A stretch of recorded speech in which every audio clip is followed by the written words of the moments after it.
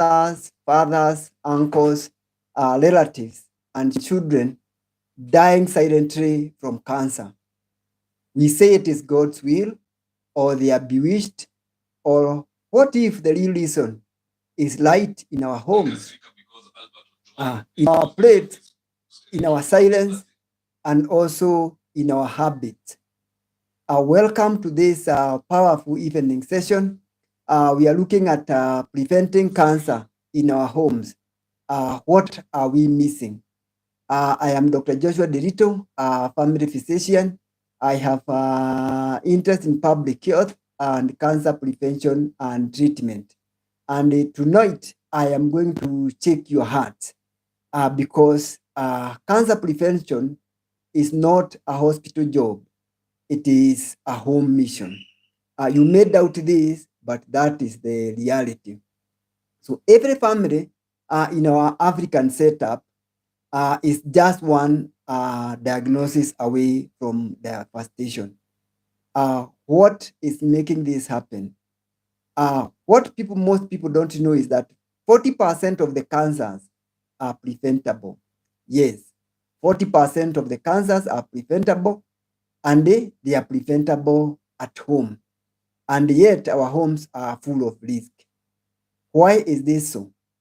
This could be from the risk of the smoke that is coming from your cooking fire, the food you feed yourself and your family, and the silence when it comes to someone who is unwell.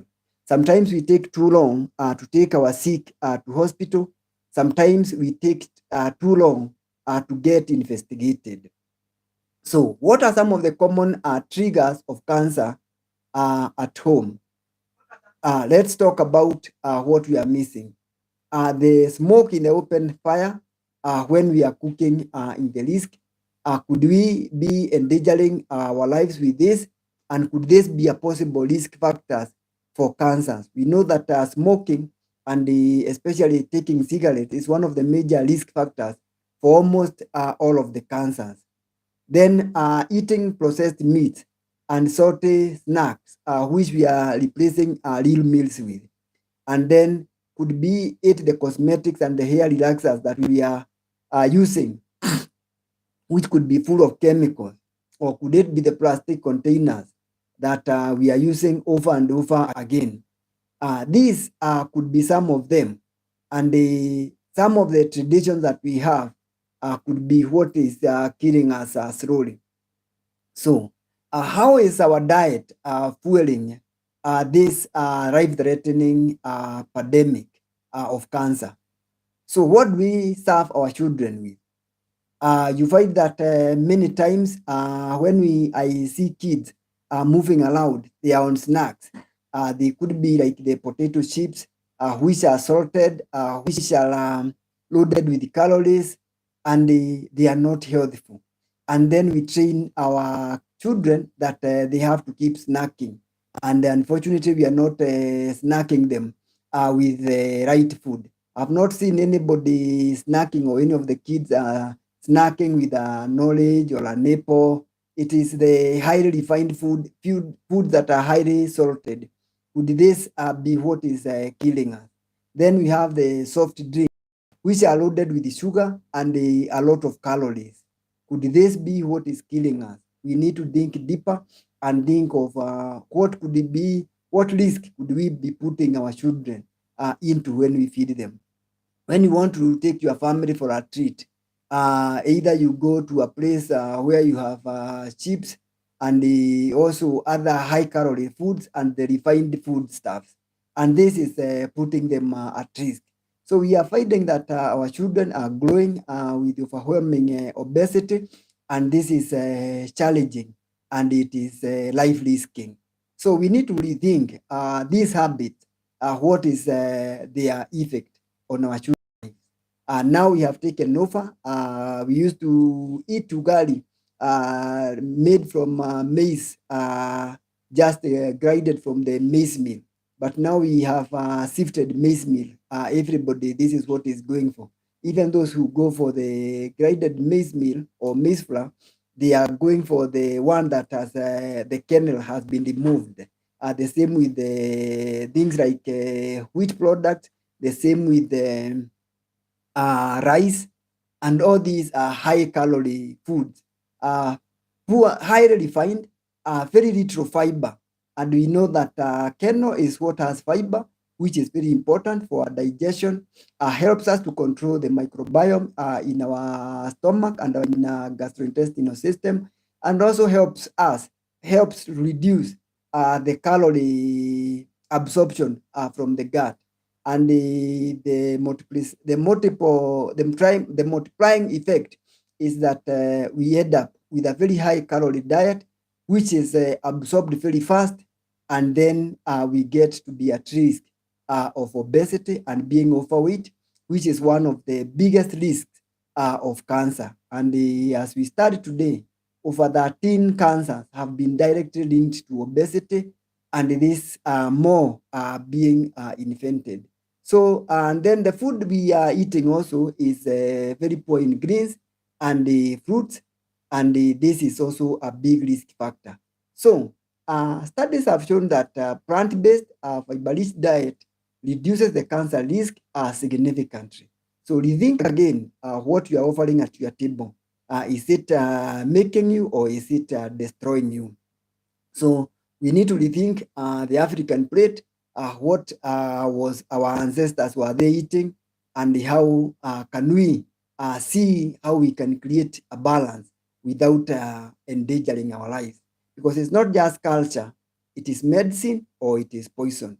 So look at it this way. There are many of us who don't know even our family cancer history. And we know that there are some cancers that are genetic, yet we find it difficult to talk about it until someone dies. And even when someone dies, I find people saying that, oh, I refuse to get cancer, which is a good thing. Yes, we refuse, but then we also have to be proactive. Your health is not just a wish, it is taking the necessary actions. And what is the necessary action? The necessary action is one, knowing the cancers that are preventable, going for screening, which could be what is going to save your life. You know that you are at risk, but you refuse to accept that you're at risk. You refuse to go for screening. And then you will know that you are also obese, and then you also refuse to go for screening. So these are some of the things that are putting us in the risk category. So we also have some people who have uh, risk, some of the things that could be signs that cancer could be a possibility. You have someone with a breast lump.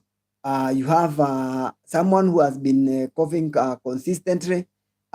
Have someone who is having blood or urine in his stool. Someone is losing weight excessively. He has sores that are not healing. And then you have this unusual fatigue and you are not doing anything.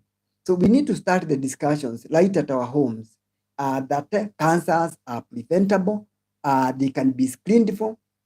In a number of my YouTube videos, I've talked about some of the signs that would tell you that this could be a cancer, and they are well stipulated in those videos. So if you would want to know more, some of the cancer signs, please look at the overall health YouTube channel and look at some of the areas of cancer, so that you present early before the cancer overwhelms you.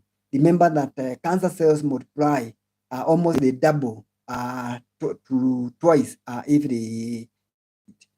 So do not wait and do not guess. Don't spiritualize everything. Accept the talk about cancer, and let's accept that cancer is a reality. And the only way to be proactive about it is to talk about it, and is also to look at what is the risk that we have in our family, and accepting to go for screening. And then when you have these cancer risk signs, do not hide yourself, and do not stay in denial. Go for that screening. for that examination, so that you know what is your status, and are you in a position that you can be able to reverse things. Because remember that cancer that is diagnosed early, it can be easily treated, and it can be easily be taken care of before it becomes overwhelming. Let me give you some of the things that you can eat. I call it the power of six. So eat vegetables and the fruit. Possibly might not be done much. Of course, you'll be taken care of, but then the possibility of getting the benefits of early treatment are almost highly unlikely. So, what can you do today as we talk about this? Those who are watching this live, let's act. Let's not just listen. Start a healthy hour once a week with your family. Discuss the various risks. Discuss the various types of cancer. Discuss your family risk. Then look at your diet. Can you be able to increase your vegetable intake in your meals? Can you get screened, and possibly even bring someone for screening? And also, I would encourage you that you follow the overall health channel for more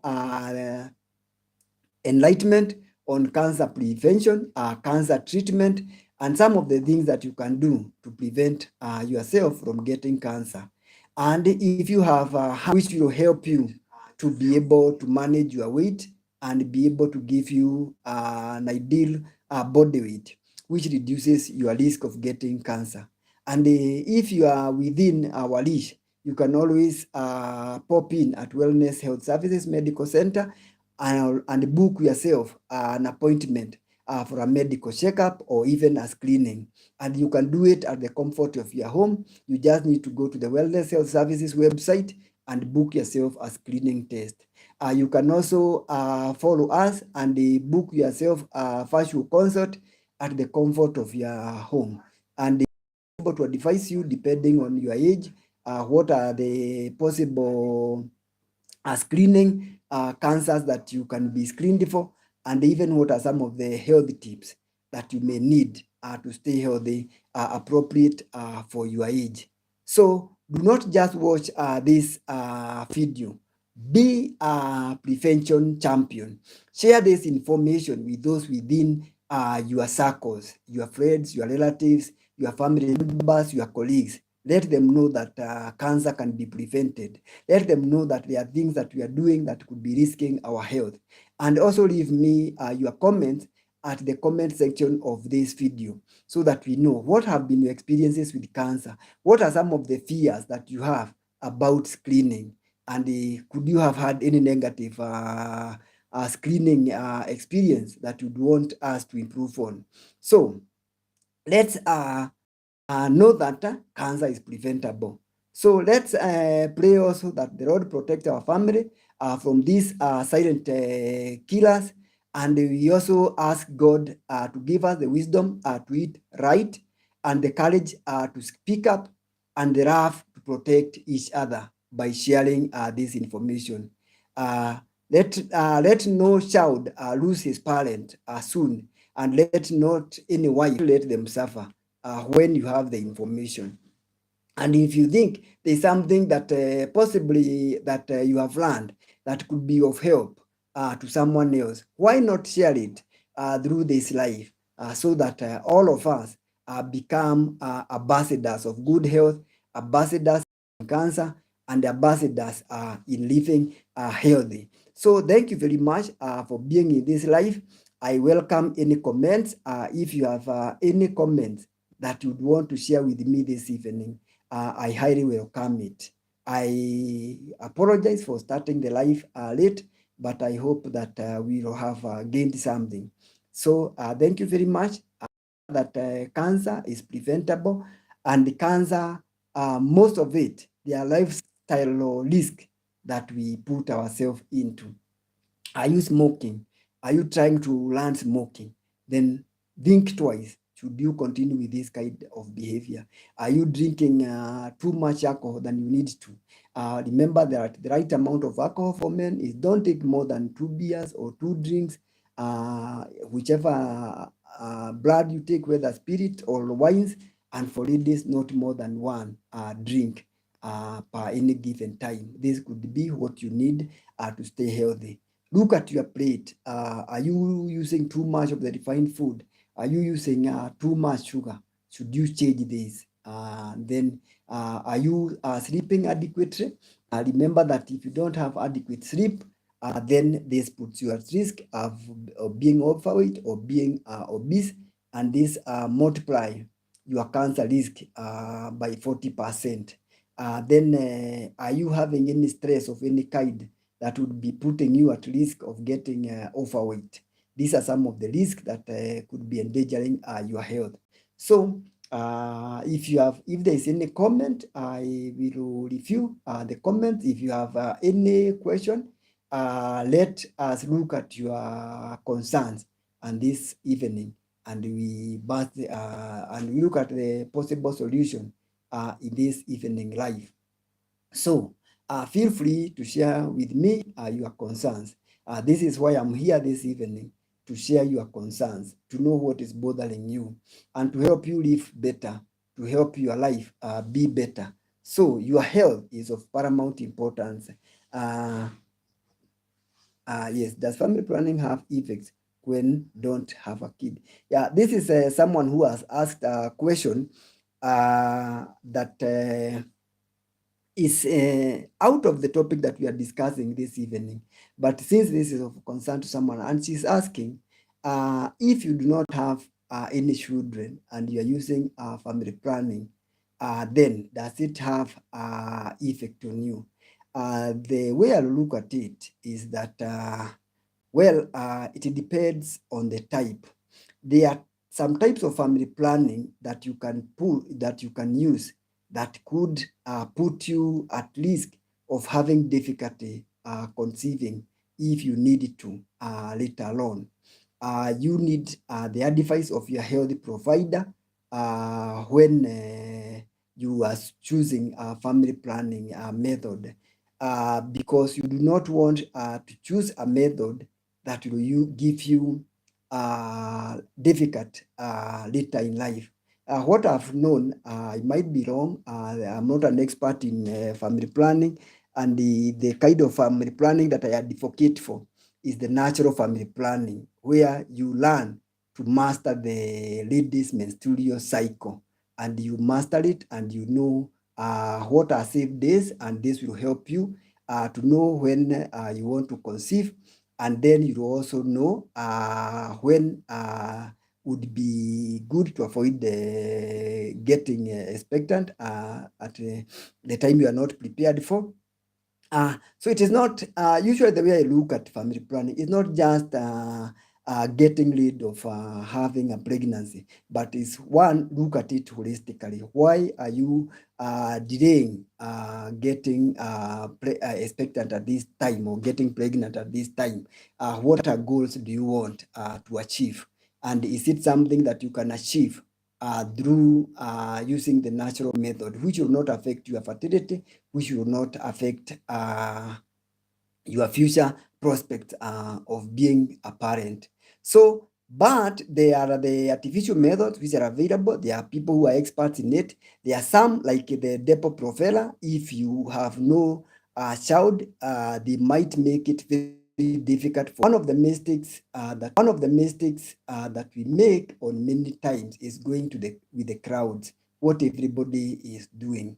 We are looking for what is stylish, what our friends, our colleagues are doing, but nobody has the same calling or the different duties like the other one. Each person comes to this world with given specification of what God expects of you and God expects of your life. So you cannot compare yourself with your colleague or with your friends. It is you as a family to decide what is good for us, what is good for me, and then based on that, make your decision based on that. And you can always get information when you need it, when you need to consult. Yes, I feel pain almost every day behind the left side of my chest. When I take medication, it stops for a while, then resumes. It happens when there is code. Please guide. This is someone who has an issue with the left-sided chest pain. When chest pain is on the left side of the chest, it is a red flag.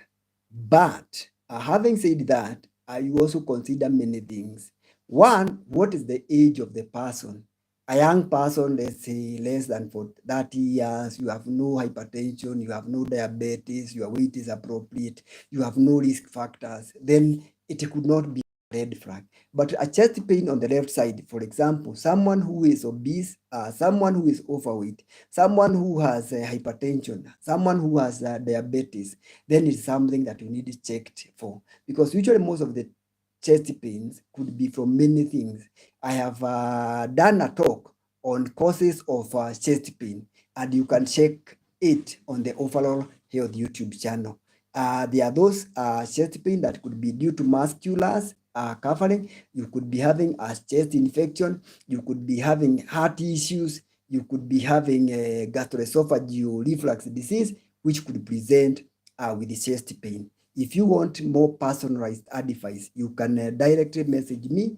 My number is 0723459929, and we can have a one-on-one chat so that I get to know what is the kind of chest pain that you have. Risk, then we can investigate the other things at a comfortable pace. So I think it is good that I know more information about you, and you can directly message me so that I have more information. What are the risks that you have of serious problem or no risk at all? But if you also want more information on what are some of the possible causes of chest pain, go to the Overall Health YouTube channel at Dr. Delito and look for chest pain. I have talked about possible causes of chest pain, and if you want a virtual consultation, I can always do it. And if you want more information, it's also available. So thank you very much for asking that question. Yeah, so I'm welcoming any question that you may have about our topic of discussion this evening. What are some of the issues that are making our brothers, our sisters, our fathers, uncles, our aunts die from cancer? Why is Africa becoming a ground for cancers? Is it because of our lifestyle? Is it because of the chemical exposures that we have? Is it because of our genes? That is the discussion this evening. So if you have any question, you have any experience with the cancer, please leave your comments for others to learn from you, and also let us know what are some of the concerns that you have. So I thank everybody who have taken part in this live discussion. Thank you very much for making this live very lively, and thank you for the questions. Thank you for being there. I really value your time, and it shows that you have a lot of love for me and my team, and thank you for being there for me. We meet again for YouTube live on Thursday. We'll be having another topic of discussion, and on Tuesdays and Friday and Saturday, if time allows, we'll have a TikTok live, and we'll be discussing another topic. The TikTok live is usually at 10 p.m. So thank you very much. Thank you for the time that you have given me, and thank you for sharing your experiences, and thank you for the question, and thank you very much for listening. God bless you, and have a cancer-free life. May God bless you. Thank you.